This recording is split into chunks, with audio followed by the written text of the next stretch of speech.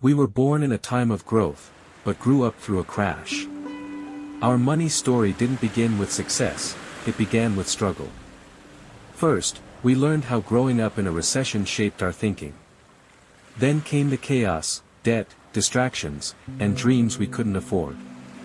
But something changed. A quiet moment when we finally said, enough. That's when we started spending with purpose and investing with intention. We faced our debt with courage, not shame, and started breaking free.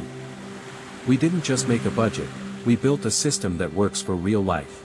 Then we learned to invest slow, smart, and steady, because we play the long game. We started dreaming again, homes, kids, sabbaticals, peace. And finally, we thought beyond ourselves, building the legacy we never had. This is our journey. These are the habits that changed everything.